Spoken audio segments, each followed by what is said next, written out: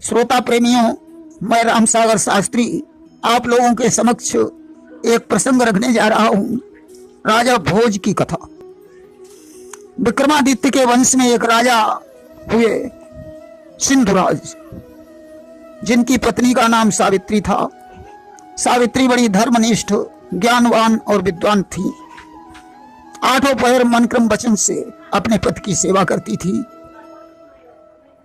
लिखा है कि पटरानी का पद पाकर भी पति पर बलिहारी जाती थी।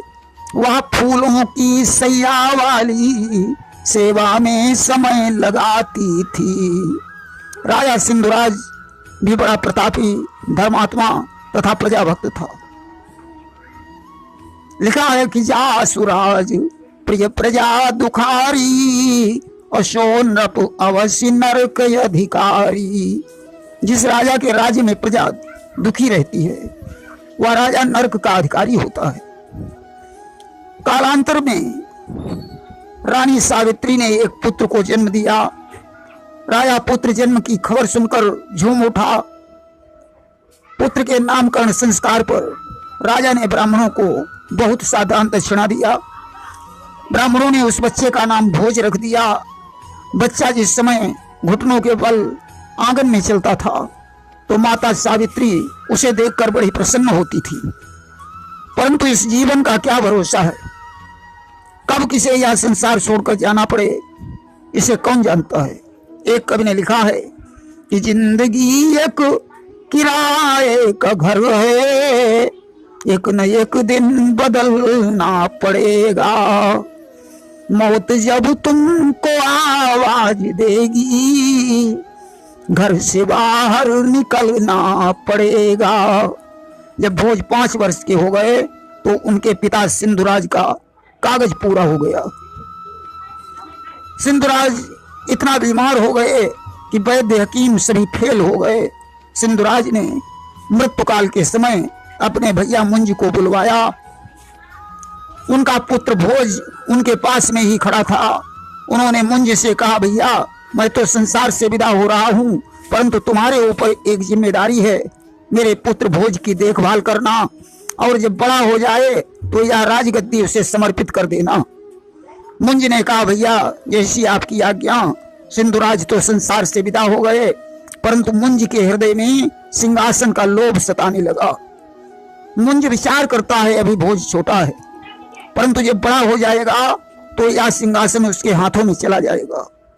अगर भोज जीवित रहा तो उसका अधिकार तो देना ही पड़ेगा, इसलिए क्यों नहीं इसे मरवा दिया जाए, जो सिंहासन मेरे हाथों में बना रहे। धीरे धीरे भोज 15 वर्ष के हो गए। अब तो मुंज ने 2 सिपाहियों को बुलाया और कहा, जाओ इस भोज को जंगल में ले जाकर कत्ल कर दो। परंतु सत्य कहा गया है कि जाको राखे साइया, मार सके ना कोई, बालन बाका कर सके, चही जग बैरी होई। सिपाही भोज को लेकर जंगल में पहुंचे। उन्होंने भोज से कहा, क्या अंतिम समय में तुम कुछ कहना चाहते हो? भोज ने कहा, मैं अपने चाचा के लिए एक पत्र लिखना चाहता हूं। आज कलम और कागज को लेकर भोज ने एक पत्र लिखा कि मानधाता समही पति कृतयुगालंकार भूतो गता, सेतुर एन मोहो दधौ विरचिता, वासौदस शांतका, अन्ये चापि युधिष्ठिर प्रभृति भी याता दिवं भूपते, नैके नापि समं गता वसुमती, नूनम त्वया यास्यति। अरे चाचा मुंज, इस पृथ्वी पर मानधाता जैसे चक्रवर्ती सम्राट हुए, राम जैसे पराक्रमी महापुरुष हुए, जिन्होंने समुद्र पर पुल बनवाया और लंकापति रावण का विनाश कर दिया। युधिष्ठिर जैसे सम्राट हुए, परंतु यह पृथ्वी किसी के भी साथ नहीं गई। अब मुझे ऐसा लगता है कि यह पृथ्वी आपके साथ जरूर चली जाएगी। ऐसा पत्र लिखकर उन्होंने सिपाहियों को दिया और कहा, मेरा यह पत्र मेरे चाचा मुंज को दे देना, और तुम जिस कार्य के लिए आए हो उसे पूरा करो, क्योंकि राजाज्ञा का उल्लंघन करना उचित नहीं है। अब तो पत्र को देखकर सिपाहियों की आंखों से आंसू आ गए। उन्होंने कहा, भोज, तुम्हें मारने के लिए मेरे हाथ नहीं चलेंगे। मेरा हृदय करुणा से भर चुका है, इसलिए तुमको मैं कहीं छुपाए देता हूं। मुंज से कह दूंगा कि मैंने भोज को मार डाला है। आज भोज को छुपाकर सिपाहियों ने लौटकर ज्यों पत्र दिया। अब तो पत्र पढ़कर मुंज की आंखें खुल गईं, आंखों से आंसू बरसने लगे। उसने सिपाहियों से कहा, भोज कहाँ है? उसे ले आओ, मैं उसका राज्य उसे वापस करना चाहता हूं। सिपाहियों ने कहा, महाराज, मैंने तो उसका वध कर दिया है। मुंज ने कहा, यदि तुमने भोज का वध कर दिया तो मैं तुम्हें जिंदा नहीं छोड़ूंगा। अब तो सिपाही दौड़कर जंगल में पहुंचे, भोज को लेकर वापस आए। मुंज ने भोज को हृदय से लगा लिया और अपने हाथों से भोज के सिर पर मुकुट रख दिया। आज भोज का 15 वर्ष की अवस्था में राज्याभिषेक हो गया। वैसे राजा भोज की राजधानी धारा नगरी बताई जाती है। भोपाल को भोज ने ही बसाया था। भोपाल का पहले नाम भोजपाल था, आज इसे भोपाल कहा जाता है। भोज ने केदारनाथ के मंदिर का पुनर्निर्माण कराया और कई मंदिर बनवाए। कालेश्वर मंदिर, रामेश्वर मंदिर, सोमनाथ मंदिर, सरस्वती मंदिर आदि भोज की ही देन है। भोज परम विद्वान और एक अच्छे कवि थे। उनके पास 64 प्रकार की सिद्धियां थीं। इन्होंने 84 ग्रंथों की रचना की। उनकी आत्मकथा का नाम भोज प्रबंध है। उनकी राजसभा में 500 विद्वान पंडित और नवरत्न थे।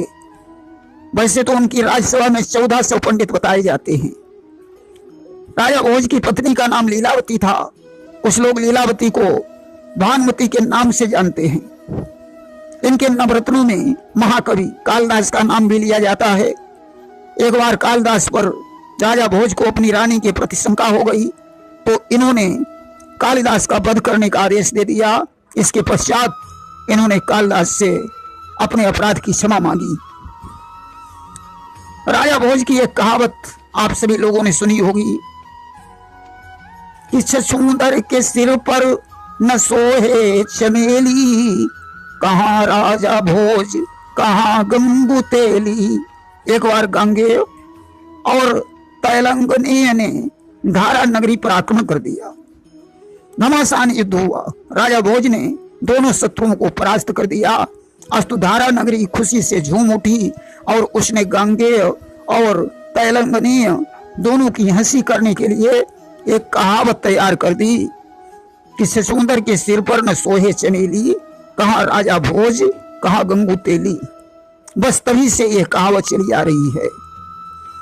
देखिए, राजा विक्रमादित्य जो भोज के पूर्वज थे, उनकी मृत्यु के पश्चात उनका सिंहासन जमीन में अदृश्य हो गया था। एक बार की बात है, एक किसान ने अपने खेत में सब्जियों की खेती की। सारे खेत में फसल अच्छी हुई, परंतु खेत के बीच में कोई बीज ही नहीं जमा। किसान ने विचार किया, चलो इस बीच वाले हिस्से में एक मचान बनाए लेता हूं और मचान पर बैठकर फसल की देखभाल भी हो जाएगी। अस्तु किसान ने खेत के बीच में मचान बनाया और उस पर बैठकर चिल्लाने लगा, कोई है जो भोज को पकड़ लाए और उसे सजा दे, मेरा राज्य उससे ले ले। लोगों ने किसान को चिल्लाते हुए सुना तो राजा भोज से शिकायत की। भोज ने बुद्धिमान ज्योतिषियों को बुलाया और किसान के चिल्लाने का कारण पूछा। ज्योतिषियों ने कहा, महाराज, उस मचान के नीचे कोई वस्तु गड़ी हुई है। राजा भोज ने कर्मचारियों को बुलवाकर मचान के नीचे खुदवाई करवाई। खोदते खोदते उन्हें एक दिव्य सिंहासन दिखाई पड़ा जो रत्नों से जला हुआ था।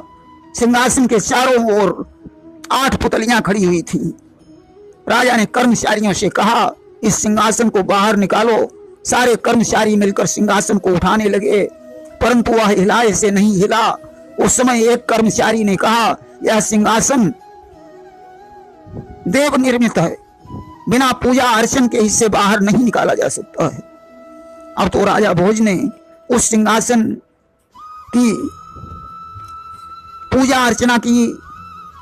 सिंहासन ऊपर आ गया। राजा ने उसे उठवाकर उसका जीर्णोद्धार करवाया। जीर्णोद्धार में 5 महीने का समय लगा और विचार किया कि किसी शुभ मुहूर्त में मैं इस सिंहासन पर बैठूंगा। राजा ने जब शुभ मुहूर्त में उस सिंहासन पर अपना पैर रखा तो उसमें छपी हुई 32 पुतलियां जोर जोर से हंसने लगी। राजा आश्चर्यचकित हो गया। उसने उन पुतलियों से पूछा, आखिर क्या कारण है जो आप मुझ पर हंस रही हो? उस समय रत्न मंजरी नाम की पहली पुतली बोली, राजन, आपको तेजस्वी, धनी और बलवान होने का अभिमान है, परंतु आपको शायद ये नहीं मालूम है कि जिसका यह सिंहासन है वे दानी, धनी, विनम्र और दयालु थे। राजन, यह दिव्य सिंहासन महाराज विक्रमादित्य का है। आप में उनके जैसे गुण नहीं है। राजा भोज ने कहा, आखिर मैं विक्रमादित्य से क्या कम हूं? रत्न मंजरी ने कहा, आओ मैं तुम्हें विक्रमादित्य की एक कथा सुनाती हूं। इसके बाद चित्रलेखा, चंद्रकला, लीलावती, मधुमालती, प्रभावती, सत्यवती, ज्ञानवती आदि 32 पुतलियों ने विक्रमादित्य की एक एक कथा सुनाई, जिसका प्रमाण सिंहासन 32 में मिलता है। जब जब भोज अपना पैर सिंहासन पर रखते हैं तब तब क्रमागत कोई न कोई पुतली बोल उठती है और विक्रमादित्य की कथा सुनाती है। इस प्रकार एक बार राजा चेद के द्वारा परास्त होने के कारण राजा भोज को बहुत पश्चाताप हुआ। वे बहुत दुखी हो गए और कुछ दिनों के पश्चात उनकी मृत्यु हो गई। प्रेम से बोलिए वृंदावन बिहारी लाल की जय।